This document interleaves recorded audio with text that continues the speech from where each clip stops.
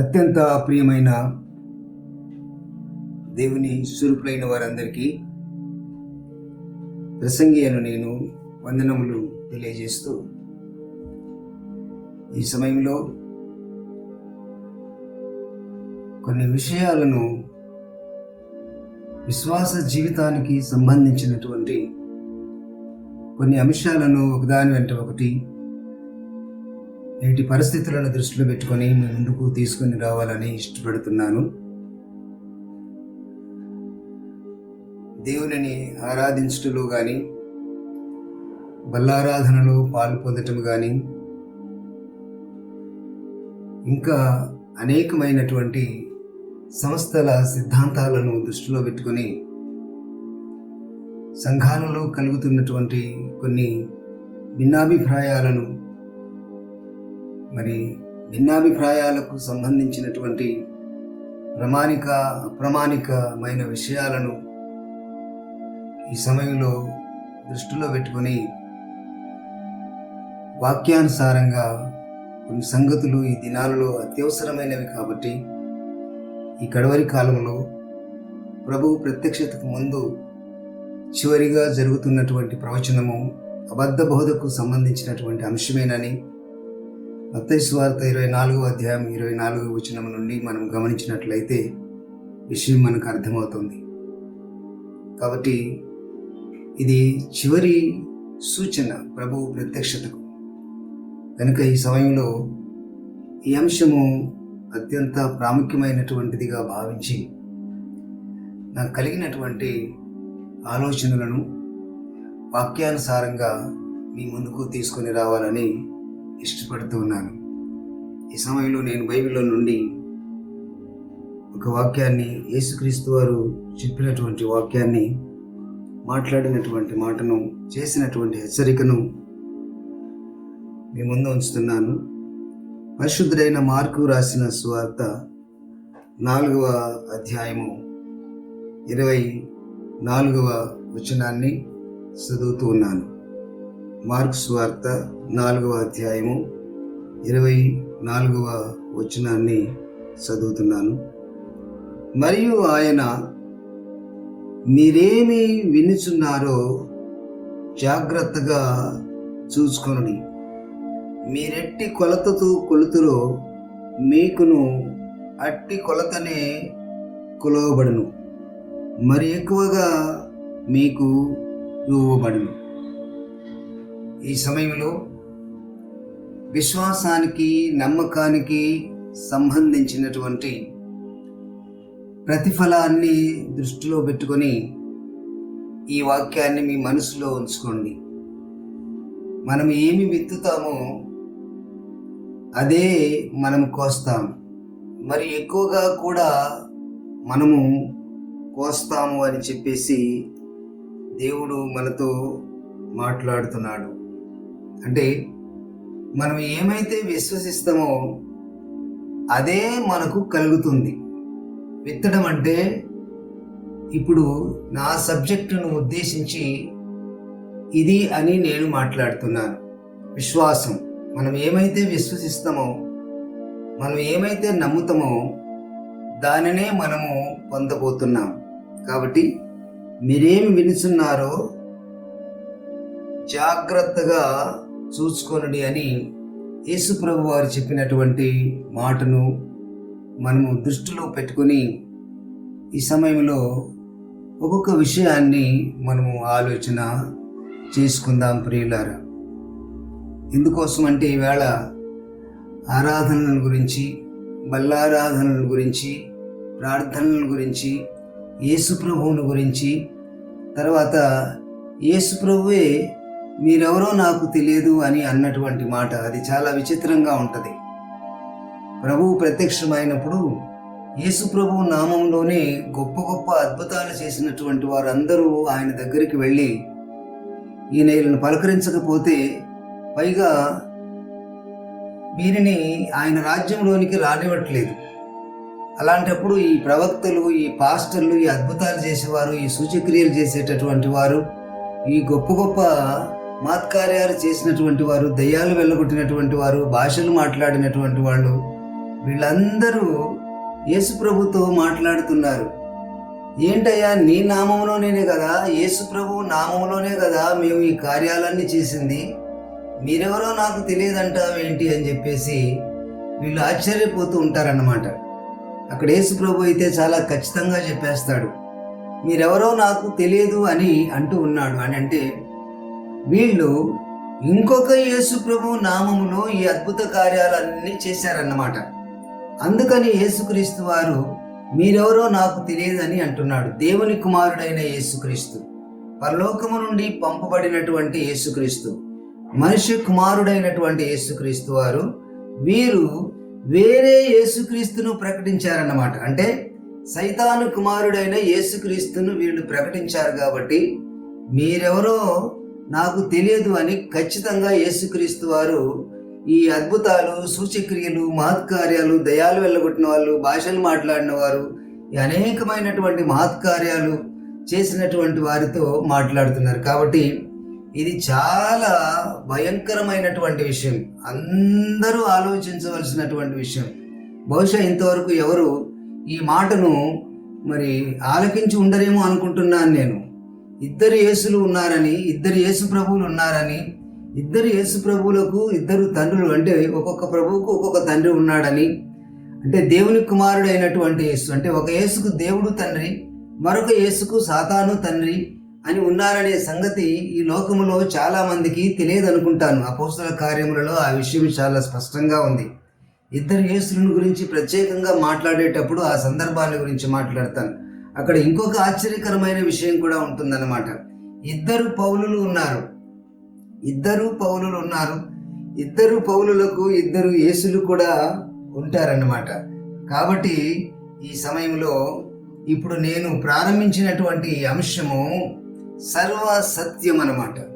Bible నిర్వచనం, దేవుడు సంపూర్ణమైనటువంటి తన చిత్తానుసారమైనటువంటి వ్యాఖ్యానము లేక మనతో మాట్లాడుతున్నటువంటి అంశాలన్నమాట ఇవి. కాబట్టి ఒక్కొక్క అంశాన్ని ఈ సమయం నుండి మీ ముందుకు నేను తీసుకొని వస్తూ ఉన్నాను. ఈరోజు ప్రత్యేకించి నేను దేవుని ఆరాధన అనేటటువంటి అంశంలో నుండి చాలా పవిత్రమైనది, చాలా పరిశుద్ధమైనది, చాలా జాగ్రత్తతో కూడినటువంటిది. అది అయోగ్యంగా చేస్తే రోగాలతో మంచాల మీద పడతారు. ఆల్రెడీ చాలామంది చచ్చిపోయి ఉన్నారని కూడా అపోస్తలుడైన పౌలు గారు మాట్లాడతారు కొరింథీయులకు రాసినటువంటి పత్రికలో. ఏమిటంటే ప్రభురాత్రి భోజన సంస్కారం అనేటటువంటి అంశం.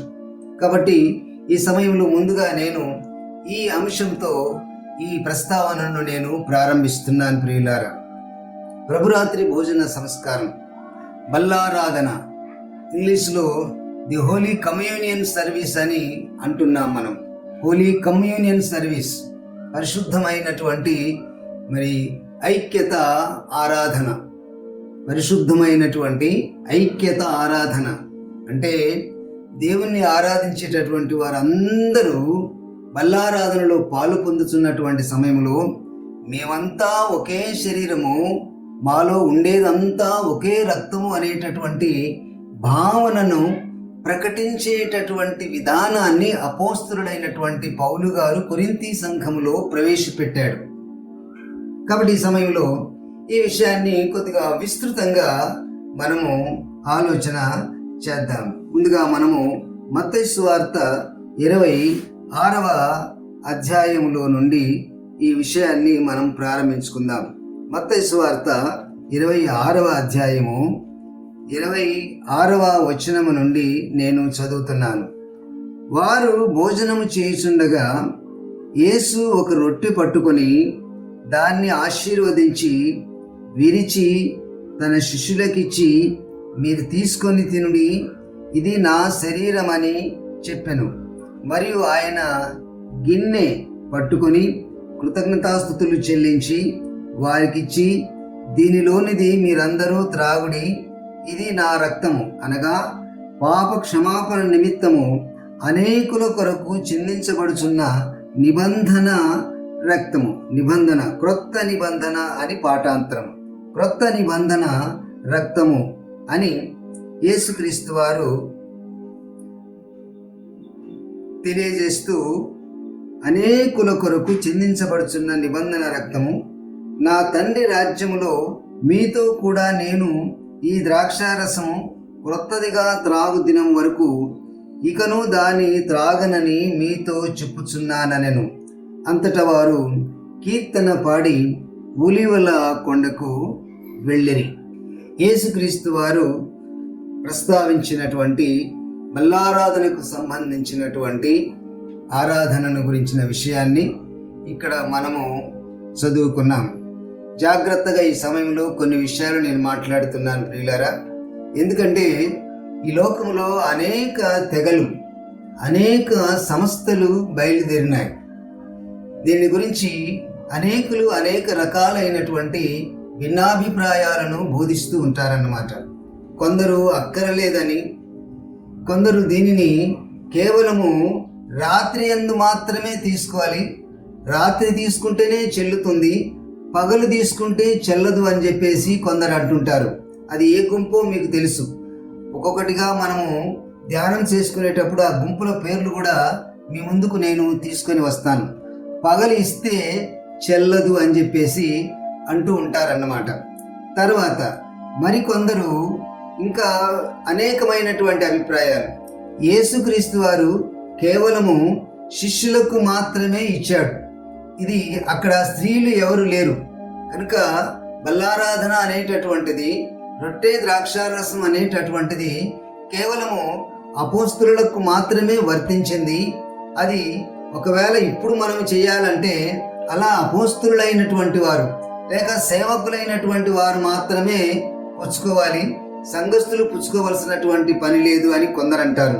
మరికొందరు ఏమంటారంటే ఆ సందర్భంలో స్త్రీలు ఎవరు లేరు కాబట్టి ప్రభురాత్రి భోజన సంస్కారంలో స్త్రీలు కూడా ఎవరు పాలు పొందకూడదు అనేటటువంటి అభిప్రాయాలు కూడా వ్యక్తము చేస్తూ ఉన్నారు ప్రియులారా. కాబట్టి ఈ సమయంలో మరి ఈ అంశము చాలా ముఖ్యమైనటువంటిది. ఎందుకోసం అంటే పౌలు గారు దీనిని కొరింథీ సంఘములో ప్రవేశపెట్టాడు. పైగా ఎలాగా ప్రవేశపెట్టాడు అని అంటే తన సొంత ఇష్ట ప్రకారంగా ప్రవేశపెట్టలేదు. ఇది ఆయన చాలా చక్కగా మాట్లాడతాడు. ఒకసారి రండి, 1 కొరింథీయులకు రాసినటువంటి పత్రిక, 1 కొరింథీ పత్రిక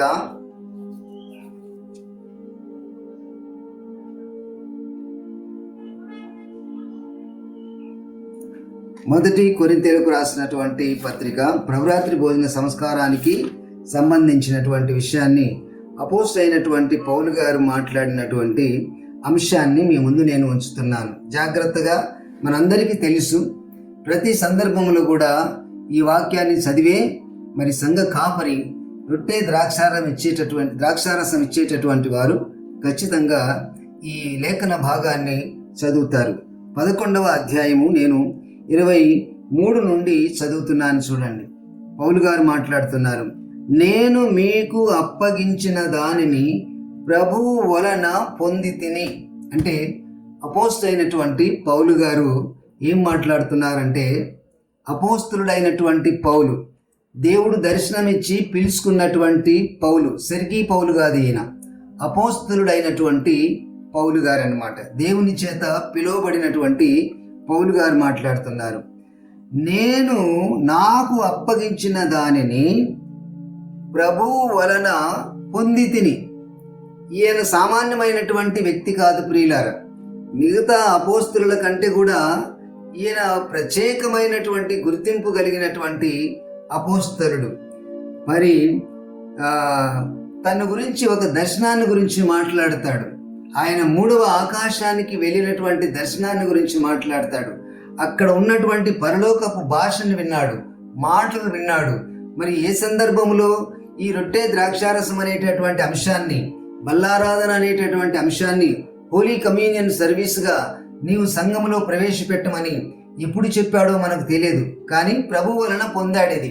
అంటే దేవుని ఆజ్ఞ ద్వారానే ఈ ప్రభురాత్రి భోజన సంస్కారం అనేటటువంటిది అపోస్తలుడైనటువంటి పౌలు గారు సంఘములో ప్రవేశపెట్టాడు. కొరింథీ సంఘములో ఈ విషయాన్ని మనం చూస్తున్నాం. కొరింథీయులకు మాత్రమే ఇది వర్తిస్తుంది, కానీ మిగతా ఎఫెసీయులకు కానీ, కొలస్సీయులకు కానీ, తెస్సలోనియులకు కానీ, తిమోతికి కానీ, లేకపోతే ఇతర ఏరే సంఘాలకు మాత్రము ఇది అవసరం లేదు. కొరింథీ సంఘంలో అనేకమైనటువంటి భేదాభిప్రాయాలు ఉండేటటువంటివి, చిన్న పెద్ద తేడా ఉండేది, జాతి కుల మత అనేటటువంటి భేదాలు ఉండేటటువంటివి. కాబట్టి వాళ్ళల్లో ఉన్నటువంటి అనైక్యతను పోగొట్టడానికి అపోస్తలుడైనటువంటి పౌలు గారు కొరింథీ సంఘానికి మాత్రమే ఈ అంశాన్ని ప్రవేశపెట్టాడు. మిగతా సంఘాలకు అవసరం లేదని చెప్పేటటువంటి ప్రబుద్ధులు కూడా ఈ లోకములో ఉన్నారు ప్రియులారా. కాబట్టి ఈ సమయంలో జాగ్రత్తగా విషయాన్ని మీరు గమనించండి. దానిని ప్రభు వలన పొంది తిని, ప్రభు అయిన యేసు తాను అప్పగింపబడిన రాత్రి ఒక రొట్టెని ఎత్తుకొని కృతజ్ఞతాస్తుతులు చెల్లించి దానిని విరిచి, ఇది మీ కొరకైన నా శరీరము, ఇది మీ కొరకైన నా శరీరము, పాప పరిహారార్థము నిమిత్తమై మీ కొరకైన నా శరీరము, నన్ను జ్ఞాపకము చేసుకున్నటకై దీనిని చేయుడని చెప్పాను. యేసుక్రీస్తు వారు కూడా అలాగే చెప్పారనమాట. దీనిని చేయునప్పుడల్లా నన్ను జ్ఞాపకం చేసుకోనడి అని చెప్పాడు. అక్కడ ఉన్నటువంటి భావం ఏమిటంటే, అనేకులు వారి యొక్క ఆత్మ అనుభవాలను బట్టి ఆ విషయాన్ని మరి ప్రభు ప్రేమను గుర్తు చేస్తూ, ప్రభు శిలువలో నలగగొట్టబడిన విషయాన్ని గుర్తు చేస్తూ, ప్రభు శిలువలో తన శరీరంలో నుండి చిందించబడుతున్నటువంటి రక్తాన్ని జ్ఞాపకం చేసుకోమనసు. ఇలాగా దేవుడు ఆ సమయంలో మరి సంఘానికి అవసరమైన రీతిలో హృదయాలకు మార్పు కలిగేటటువంటి రీతులలో దైవజనులు బోధించడం అనేటటువంటిది జరుగుతుందన్నమాట. నేను కూడా అలాగే చెప్తుంటాను. మరొక భావాన్ని కూడా నేను ఈ సమయంలో తెలియజేస్తున్నాను. దీనిని చేయనప్పుడల్లా మీరు నన్ను జ్ఞాపకం చేసుకోండి అని అన్నాడు. అర్థం ఏంటంటే, ఈయన పరలోకము నుండి దిగి వచ్చినటువంటి ఆహారం, యజ్ఞము వలన అన్నం పుడుతుంది అని మనకు తెలిసినటువంటి సత్యం. అది యజ్ఞము వలన అన్నము పుడుతుంది. మీకు తెలుసా, మరి దేవుడు అనుగ్రహించినటువంటి ఈ కృపాకాలం అంటే యేసుక్రీస్తు అనగా వాక్యము కుమారుడుగా పుట్టే సమయానికి దేవుడు అనుగ్రహించినటువంటి కాలం అయిపోయింది.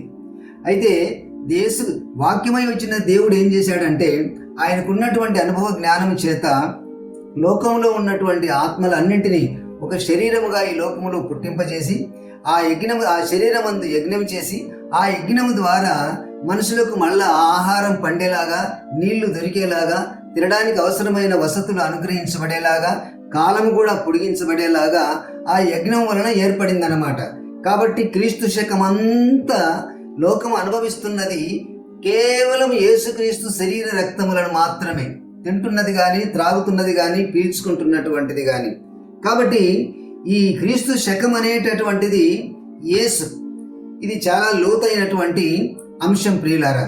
ఇక నేను చెబుతున్న అంశం ఏంటంటే, ఇప్పుడు దీనిని చేయనప్పుడల్లా నన్ను జ్ఞాపకం చేసుకోండి అంటే అర్థం ఏంటంటే, మీరు భోంచేసే ప్రతిసారి కూడా ఇది నా శరీరం అని మీరు జ్ఞాపకం చేసుకోండి. మీరు చపాతీలు తినండి, అన్నం తినండి, బ్రెడ్లు తినండి, ఇంకా ఏమైనా తినండి, కడుపుకు అన్నం తినేటప్పుడు తినే ప్రతిసారి కూడా మీరు ఏం చేయాలంటే నన్ను జ్ఞాపకం చేసుకోండి అని చెప్తున్నాడు ఆయన.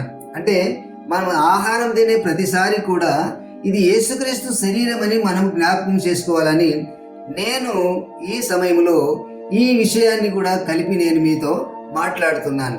పౌలు గారు ఏమంటున్నారంటే, దీనిని చేయనప్పుడల్లా నన్ను జ్ఞాపకము చేసుకున్నటకై దీనిని చేయుడని చెప్పాను. ఆ ప్రకారమే భోజనమైన పిమ్మట ఆయన పాత్ర ఎత్తుకొని, ఈ పాత్ర నా రక్తము వలనైన క్రొత్త నిబంధన, మీరు దీనిలోనిది త్రాగునప్పుడల్లా నన్ను జ్ఞాపకము చేసుకున్నటకై దీనిని చేయుడని చెప్పాను. మీరు ఈ రొట్టెను తిని ఈ పాత్రలోనిది త్రాగునప్పుడల్లా ప్రభువు వచ్చే వరకు ఆయన మరణమును ప్రచురించుదురు. ఈ కార్యక్రమం మనం చేస్తున్నప్పుడు, బల్లారాధనలో మనం పాలు పొందుతున్నప్పుడు, యేసుక్రీస్తు వారి శిలువలో ఏ రీతిగా మన కొరకై తన శరీరాన్ని నలగొట్టించుకున్నాడు, ఏ రీతిగా తన రక్తాన్ని మన కొరకై చిందించాడు. ఏ రీతిగా చిందించాడండి? ఏమీ లేకుండా, అసలు ఆయన శరీరంలో ఒక్క రక్తపు బొట్టు కూడా లేకుండా, 6 గంటలు సెలవులో వేలాడి ప్రాణముతో ఉండి తన శరీరంలో ఉన్నటువంటి రక్తమును అంతా ధారపోశాడు. ఒక్క డ్రాప్ కూడా, ఒక్క చుక్క కూడా ఆయన చనిపోయాడో లేదోనని చెప్పేసి ఒక అతను బల్లెంతో పొడిచినప్పుడు అక్కడ మనం ఏం చూస్తామంటే నీరు మాత్రమే వచ్చిందన్నమాట. అంటే ఏ విధమైనటువంటి రక్త కణాలు లేకుండా పూర్తిగా ఆయన మన పాపములను క్షమించడానికి తన శరీరంలో ఉన్నటువంటి రక్తమును అంతటినీ చిందించాడు. దీన్ని ప్రచురం చేయడానికి బల్లారాధనలో పాలు పొందాలని అపోస్తలుడైనటువంటి పౌలు గారు మాట్లాడతారు. ఎంత ప్రేమండి! దీన్ని ఎప్పుడైనా మీరు ఆలోచన చేశారా? ద్రాక్షారసం తీసుకునేటప్పుడు యేసుక్రీస్తు వారు తన శరీరంలో ఒక్క రక్తం చుక్క కూడా లేకుండా అసలు ఒక మనిషి చనిపోవడానికి ఎంత రక్తం ఖాళీ అయిపోతే చచ్చిపోతాడు, ఎంత పర్సెంటేజ్ రక్తము శరీరంలో నుండి కారిపోతే చనిపోతాడు, సైన్స్ మనకు చెప్తుంది, డాక్టర్లు మనకు చెప్తున్నారు. మరి యేసుక్రీస్తు వారు ఆఖరి బొట్టు రక్తం కారిపోయేంత వరకు కూడా ప్రాణంతో ఉన్నాడంటే ఎంత విలవిలలాడిపోయి ఉంటాడో ఆ ప్రాణాన్ని నిలబెట్టుకోవడానికి. ఎందుకంటే మధ్యలో ప్రాణం ఆగిపోయింది అనుకోండి, సగం రక్తం కారిన తర్వాతనో 75% రక్తం కారిన తర్వాతనో 4 లీటర్లు కారిపోయిన తర్వాతనో లేక 5 లీటర్లు కారిపోయిన తర్వాతనో చనిపోయాడు అనుకోనండి, ఇక రక్తం మిగిలిపోద్ది శరీరంలో, ఇంకా కారడానికి అవకాశం ఉండదు. కాబట్టి రక్షణ కలగదు. కాబట్టి అందరికీ రక్షణ కలగాలంటే శరీరంలో ఉన్నటువంటి రక్తం అంతా కారిపోవాలి, ఒక్క చుక్క కూడా రక్తం లేకుండా కారిపోవాలి. అంతవరకు ఆయన రక్తమును కార్చాడు అని అంటే ఎంత ప్రేమ మన ఎడల ఆయన కలిగి ఉన్నాడో మనము ఒట్టే ద్రాక్షారసం తీసుకునేటప్పుడు ఆలోచన చేస్తున్నామా? కిందికి రండి, మళ్ళా చూద్దాం మనం.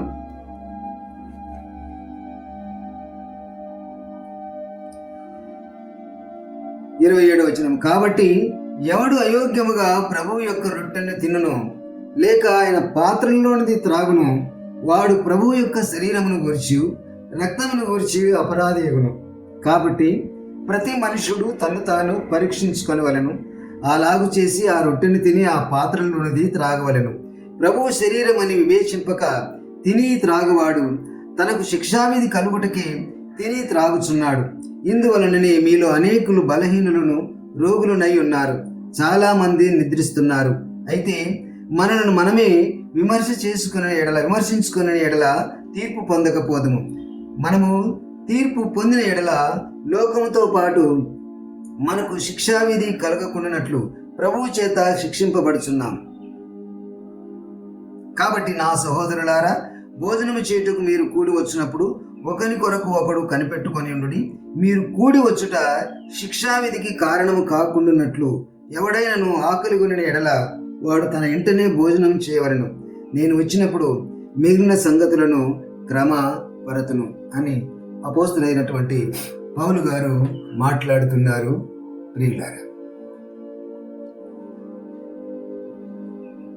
ఎవడు ప్రభు యొక్క శరీరమని వివేచింపక తిని త్రాగుతాడో వాడు తనకు తానే శిక్షావిధి కలుగజేసుకుంటున్నాడు. ఒక ఎగ్జాంపుల్ చెప్తాను నేను మీకు. ఒక సహవాసములో మనము ఒక సంఘములో ఒక శరీరముగా ప్రభురాత్రి భోజన సంస్కారంలో పాలు పొందాం. అంటే మేమంతా ఒకే శరీరము, మాదంతా ఒకే రక్తమని. అయితే అపవాది ఏం చేస్తాడంటే దేవుణ్ణి అవమానపరచడానికి, మనము శిక్షించబడడానికి ఏవో సమస్యలు పెడతాడు, సహోదర ప్రేమను చెడగొడతాడు, సంఘములో అభ్యంతరాలను కలిగిస్తాడు, మనస్పర్ధలు కలిగిస్తాడు. ఏం చేస్తామంటే ఇక ఆ సంఘము నుండి విడిపోయి వేరే సంఘానికి వెళ్ళిపోతాం. అలాగా వెళ్ళిపోయి అక్కడ మళ్ళా ప్రభురాత్రి భోజనంలో పాలు పొందుతాం.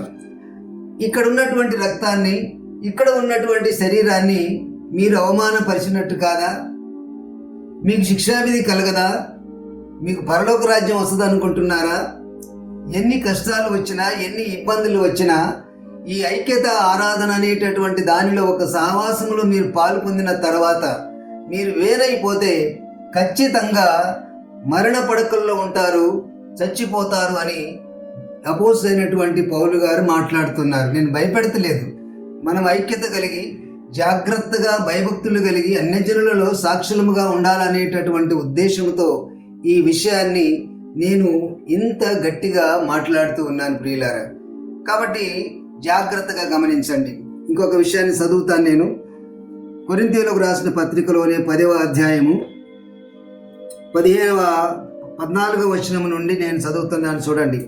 ఇది కూడా ప్రభురాత్రి భోజన సంస్కారానికి సంబంధించినటువంటి అంశమే ప్రియులారా.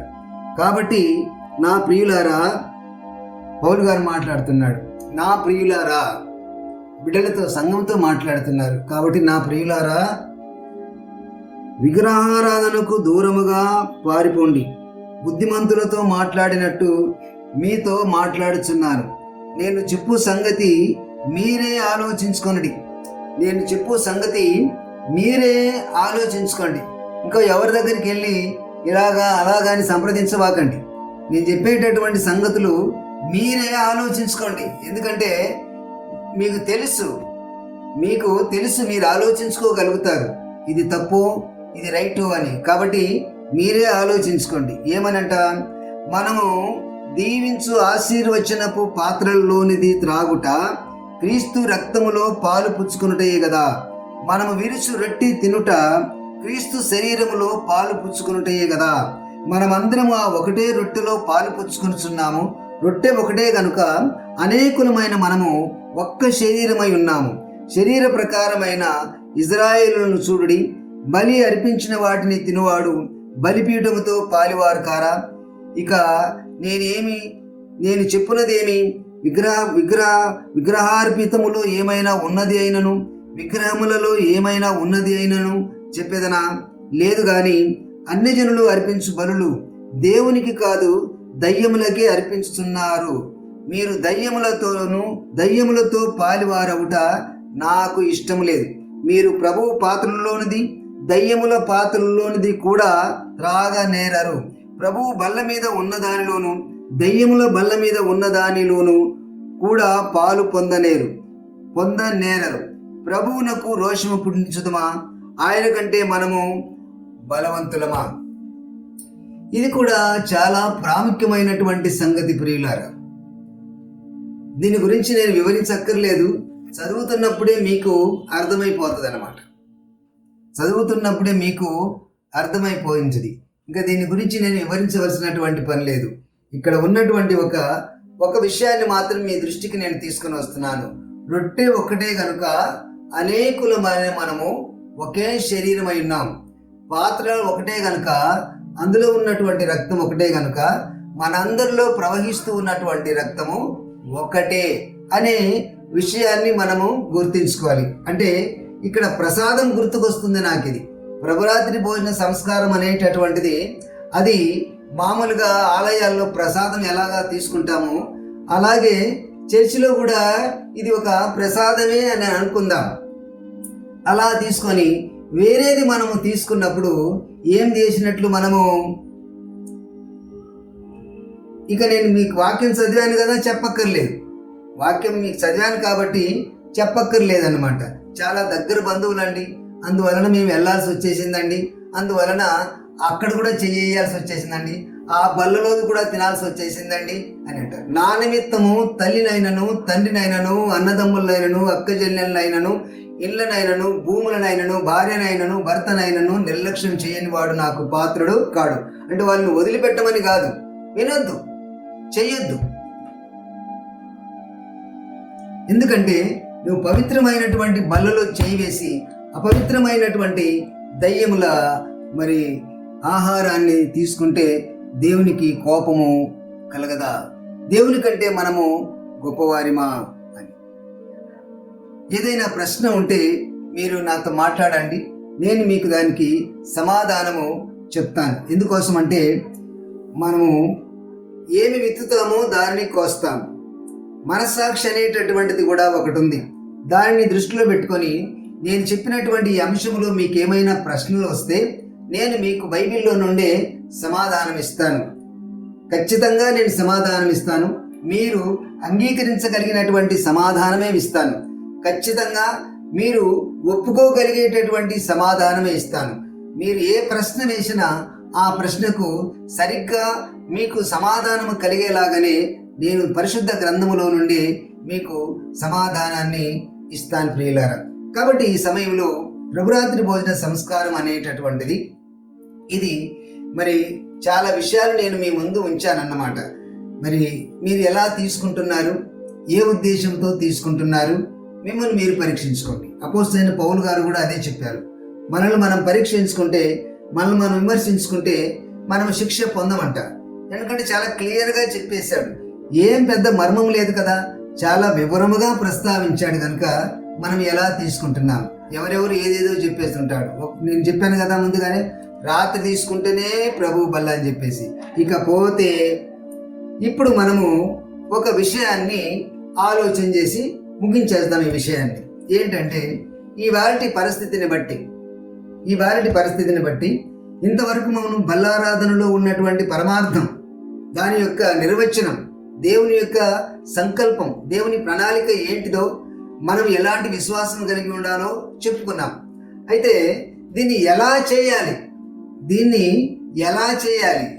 ఎవరు ఇయ్యాలి అనే ప్రశ్నలు చాలా ఉన్నాయి. ఎవరు ఇయ్యాలనేటటువంటి ప్రశ్నను పక్కన పెడదాం.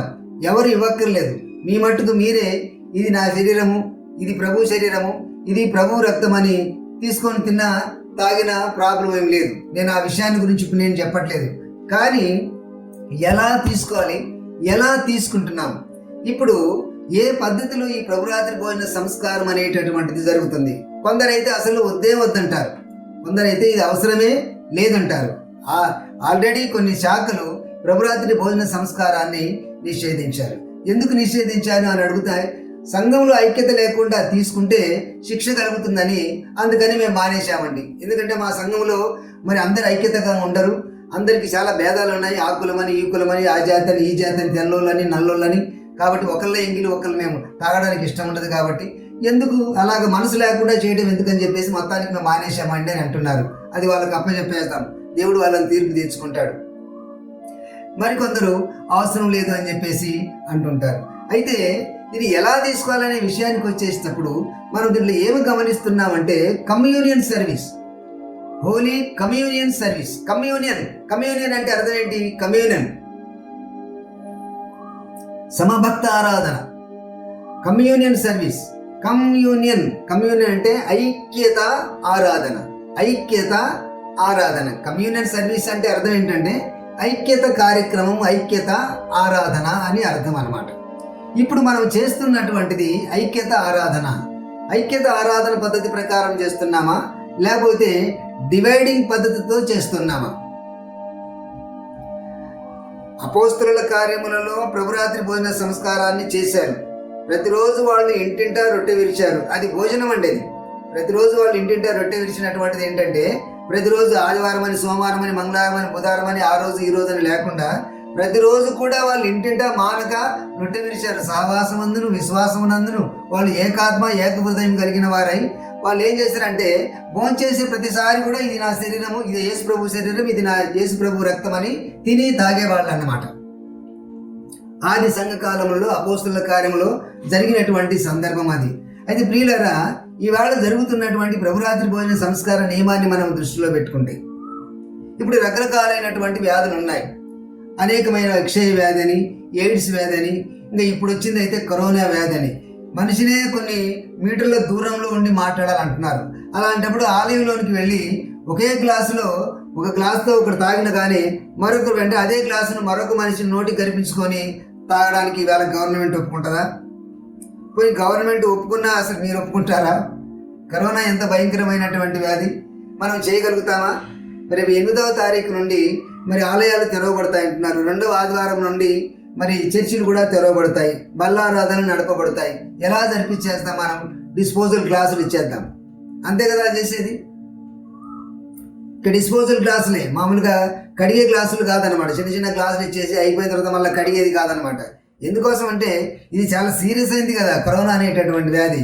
ఏ శానిటైజర్ పెట్టి కడిగినా, ఏ సబ్బులు పెట్టి కడిగినా, ఏ సరుకులు వేసినా, ఏ వాషింగ్ మెషిన్లు వేసినా ఇంకా ఆ గ్లాసులకు కరోనా ఉంటుంది. కాబట్టి ఒకసారి ఒక గ్లాసును వాడిన తర్వాత దాన్ని పాడేయాల్సిందే. చిన్న చిన్న టీ గ్లాసులు లాంటి ప్లాస్టిక్ గ్లాసులు తీసుకొని, డిస్పోజల్ గ్లాసులు తీసుకొని వాటితో జరిపించుకోవాలి. ఇంకా రొట్టె అంటారా, మనందరికీ తెలిసినటువంటిది. చిన్న చిన్న ముక్కలు చేసి ఇరిసి ఇది తీసుకోండి అని చెప్పేసి అందరికీ మనం ఇచ్చేస్తాం. లేకపోతే చిన్న చిన్న రొట్టె ముక్కలు కూడా మరి రెడీమేడ్ అయినటువంటి రొట్టె ముక్కలు కూడా ఉన్నాయి, అవి కూడా మనం ఇస్తున్నాం. అసలు బల్లారాధన ఎలా జరిపించాలంటే వీళ్ళు ఎలా చేశారంటే, ఒక రొట్టెని తీసుకున్నారు, అందరూ అలాగా కొరుక్కుంటూ తినేశారనమాట. బైబిల్లో ఉన్న బల్లారాధన చెప్తున్నాను నేను. బైబిల్లో ఉన్న కమ్యూనిటీ సర్వీస్ ఏంటంటే, పాస్టర్ గారు రొట్టెను ఇది ప్రభువు శరీరం అని ఆశీర్వదించి ఇటువైపున ఒక రొట్టెనో, లేకపోతే ఇటువైపున ఒక రొట్టెనో, లేకపోతే ఇటువైపున ఒక రొట్టె ముక్కనో, ఇటువైపున ఒక రొట్టె ముక్కనో, ఆ రొట్టెని విరిచి ఇటుపైన ఒకరికి ఇటు పక్కన ఒకరికి ఇచ్చారనుకోండి, ఇటు పక్కన ఆడోళ్ళు లేకపోతే మగోళ్ళు ఆ రొట్టెని తీసుకొని ఒక్కొక్కరు కొరుక్కొని ఇంకొకరికి అలా ఇచ్చుకుంటూ వెళ్ళిపోతారు. అలాగా అందరూ తినాలి, అందరికీ సరిపడాలన్నమాట. ఎందుకంటే వచ్చేసింది కదా నా చేతికి, అంత చేయటం కాదు, అలా తినొద్దు అంటున్నాడు పౌలు గారు. ఎందుకంటే మీరు అంత తినేచ్చేస్తే మరి వెనక ఉన్నటువంటి వారికి అందదు కదా, కాబట్టి అందరికీ అందేలాగా కొద్ది కొద్దిగా తినమని చెప్తారు అపోస్తలుడు అయినటువంటి పౌలు గారు. నేను నవ్వుతున్నాను అనుకోబాకంటే ఇలారా, నేను ఇది నవ్వుతూ చెప్తలేదు, ఇది నేను భారంతో చెప్తున్నాను, వేదనతో చెప్తున్నాను, ఏడుస్తూ చెప్తున్నాను. ఏం జరుగుతుంది ఇవాళ? ఏది బల్లారాధన అవ్వబడుతుంది? మేమంతా ఒకే శరీరం, మేమంతా ఒకే రక్తం అని చాటి చెప్పేటటువంటి బల్లారాధన ఏదయ్యా అంటే, ఒక రొట్టె పాస్టర్ గారు ప్రార్థన చేసి ఇది ప్రభు శరీరం అని తీసుకోండి అని ఇస్తే, ఆ రొట్టెని తీసుకున్నటువంటి వారు కొద్ది కొద్దిగా కొరుక్కొని పక్క వారికి ఇస్తూ ఉండాలన్నమాట. అలాగా అందరూ ఆ రొట్టెను తినాలి. ఆ తర్వాత గిన్నెలు, పాత్రలు, గ్లాసును ప్రార్థన చేసి ఇచ్చేస్తే, ఆ తర్వాత ఆ గ్లాసును ఒకరు తీసుకొని తాగి ఆ తర్వాత ఇంకొకరికి అలాగా ఇస్తూ ఉండాలి. అలాగా అందరూ అదే గ్లాసును అందరూ నోటికి కల్పించుకొని తాగాలి. ఇది అసలైనటువంటి ప్రభు రాత్రి భోజన సంస్కారం. ఇప్పుడు అలాంటి జరుగుతున్నాయా? జరుగుతుంటాయి. జరుగుతున్నటువంటి వారికి చాలా వందనాలు. మీరు సత్యంగా ఆరాధిస్తున్నారు, దేవునికి మహిమకరంగా మీరు చేస్తున్నారు. అలా కాకుండా చిన్న చిన్న గ్లాసులతో మీరు సప్లై చేస్తున్నారనుకోండి, అది వాక్యానుసారమైనటువంటి ప్రభురాత్రి భోజన సంస్కారము కాదు.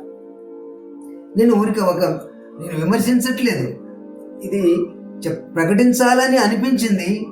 నేను చెప్పమని దేవుడు నాకు ఆజ్ఞాపించాడు. ఈ సబ్జెక్ట్ని ఇలా మీరు మాట్లాడుతుండమని చెప్పి దేవుడు ఒక బిడ్డ ద్వారా నాతో మాట్లాడాడు, ఇలాంటివి చెప్పండి అని. కాబట్టి దేవుడు ఆ బిడ్డ ద్వారా నాతో మాట్లాడాడని ఇవాళ నేను మొట్టమొదటిసారిగా ప్రభురాత్రి భోజన సంస్కారానికి సంబంధించినటువంటి ఈ టాపిక్ను ఈ దినములో నేను ప్రస్తావించాను. మిమ్మల్ని మీరు పరీక్షించుకోండి. మీరు ఎలా వెళుతున్నారో, ఎలా తినుచున్నారో, ఎలా తాగుతున్నారో మిమ్మల్ని మీరు విమర్శించుకోండి. మరి దేంట్లో తాగుతున్నారో దాన్ని కూడా మీరు విమర్శించుకోండి. మీరందరూ ఒకే శరీరమై ఉన్నారా? సంఘములో మీరంతా ఒకే శరీరమై ఉన్నారా? అందరూ నేనే అని మీరు అనుకుంటున్నారా? మాదంతా ఒకే బాడీని మీరు అనుకుంటున్నారా? మాదంతా ఒకే రక్తం అని మీరు అనుకుంటున్నారా?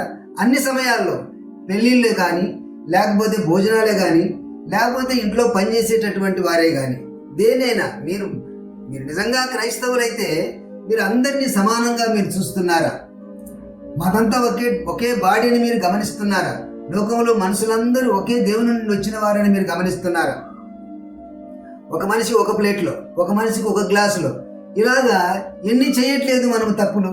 ఎందుకు దేవుని నమ్ముకుంటారు అలాంటి మనసు ఉన్నటువంటి వారు? అందుకే బాప్తిసం ఇచ్చే యోహాన్ అన్నాడు, సర్పసంతానమా, అసలు ఎవడు రమ్మన్నాడు మిమ్మల్ని దేవుని నమ్ముకోవడానికి? అసలు ఎవడు రమ్మన్నాడు మిమ్మల్ని యేసు ప్రభువు నమ్ముకోవడానికి? రాబో ఉగ్రత నుండి తప్పించుకోవడానికి అసలు ఇక్కడికి రమ్మని మీకు బుద్ధి చెప్పింది ఎవరు అని చెప్పేసి తిట్టేశాడు బాప్తిసం ఇచ్చేటటువంటి యోహాను. అలాంటి మనసు ఉంటే మీరు కూడా దయచేసి అలాగే ఉండండి, రావద్దండి. దేవునికి ఏమి నష్టం కాదు, దేవునికి ఏమి నష్టమని కాదు. ఉంటే కరెక్ట్గా ఉంటే చల్లగానైనా ఉండు, లేకపోతే మెచ్చగానైనా ఉండు. అందులో సగము ఇందులో సగం ఉండదు. యేసునందు సగము, వేరుగా సగము. నాకు ఎప్పుడు ఒక పాట గుర్తుండేది. నేను బైబిల్ స్కూల్లో ఉన్నప్పుడు ఒక పిల్లోడు వచ్చి పాడాడు. ఆ పాట పాడేటప్పుడు అందరు చప్పట్లు కొట్టారు. చప్పట్లు కొట్టేటప్పటికి నేను వెళ్ళాను, ఏంటి చప్పట్లు కొట్టారు అంటే, నేను అప్పుడు ఆ బైబిల్ స్కూల్లో ఉన్నప్పుడు ప్రసంగి పాటలు అంటే అందరు చాలా ఇష్టపడేవారు. మరి ఆ టైంలో ఆ పాట నేను వినలేకపోయాను. సరిగ్గా చప్పట్లు కొట్టి అయిపోయిన తర్వాత వెళ్ళాను. ఏంటి చప్పట్లు కొట్టారంటే, ఒక అబ్బాయి ఏదో చక్కగా పాట పాడాడండి అని చెప్పేసి, నా కోసం మళ్ళీ ఒకసారి పాటించండి అని చెప్పేసి అబ్బాయి పాట పాడాడు అనమాట. యేసునందు సగము, వేరుగా సగము, జీవితం అంతా సగం సగం సరి సగము, మన జీవితం అంతా సగం సగం సరి సగము అని మొదలెట్టాడు పల్లవి. పేరుకు గుడిలో సంఘములో పెద్దలము, ప్రభుకిచ్చుటలో దొంగలము, దశమా భాగము దేవుడిదంటే గుడికి రానే రాము. చక్కగా పాడాడు అనమాట ఆ పిల్లోడు. సినిమా హాలులు సగము, మరి ప్రేయరు హాలులు సగము. ఈ మధ్య నేను కొంతమంది సహోదరులకు ఫోన్ చేశాను. ఏం చేస్తున్నారండి, బాగున్నారా, ఎలాగని మాట్లాడుతుంటే చాలా బాగున్నామండి, తర్వాత చేస్తామండి, కొద్దిగా తయారవుతుండవండి అని చెప్పేసి అన్నారనమాట. ఎక్కడేంటంటే కొత్త సినిమా వచ్చిందండి, అందు గురించి పిల్లల్ని సినిమాకి తీసుకెళ్తున్నామండి పండుగ అని చెప్పేసేసి. ఏదో పండుగ పాస్టర్తో కూడా అలాంటి విశ్వాసులు మాట్లాడుతున్నారనమాట. ఏంటంట, సినిమా హాలులు సగము, మరి ప్రేయరు హాలులు సగము, శ్రేష్టత సగము, భ్రష్టత సగము, జీవితం అంతా సగం సగం సగము. శ్రేష్టత సగము, భ్రష్టత సగము, జీవితం అంతా సగం సగం సగము. ఒకదానిలో ఉండండి, సగం సగం ఉండొద్దండి. పేరుకు విశ్వాసులము, మరి పెండ్లికి అన్యులమంటాం. పేరుకు ఏమో క్రైస్తవులం, పేరుకు విశ్వాసులము, మరి పెండ్లికి క్రైస్తవులం. పేరుకు విశ్వాసులము, మరి పెండ్లికి అన్యులమంటాం. ప్రార్థన సగము, విభూది సగము, జీవితం అంతా సగం సగం సగము. వద్దని చెప్పట్లేదండి. ఉంటే అట్టన్నా ఉండండి, లేకపోతే ఇట్టన్నా ఉండండి. ఉంటే చల్లగానైనా ఉండండి, లేకపోతే వెచ్చగానైనా ఉండండి.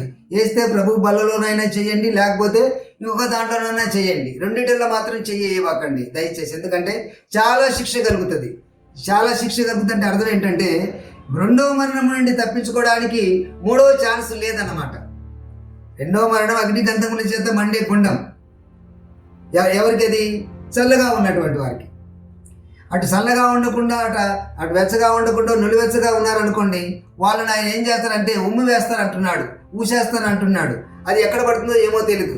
కనీసం చల్లగా ఉంటే నరకములోనైనా పడితే మళ్ళా దేవుడు కనికరించి నిరాకారముగా శూన్యముగా చీకటి కలిగిన అగాధ జలముగా ఉన్నటువంటి భూమిని మరామత్తు చేసినట్లుగా, మరి నరకంతో మండిపోతున్నటువంటి భూమి నిరాకారముగాను శూన్యముగా అగ్ని గంధముల చేత మండుతున్నటువంటి గుండమును, ఆ మండుతున్న గుండములో ఆత్మ అల్లాడుతుంటే దేవుడు కనికరించి మళ్ళా ఆ మండుతున్నటువంటి ఆ గుండమైనటువంటి నిరాకారమైన భూమిని బాగా చేసి మళ్ళా రెండవ మరణం నుండి కాపాడేటటువంటి ఛాన్స్ అన్నా ఉంటుంది నువ్వు చల్లగా ఉంటే. నువ్వు అలా ఇలా లేకుండా ఉన్నావు అనుకోనండి, ఉమ్మేస్తే ఎక్కడ పడుతుందో ఏమో తెలియదు.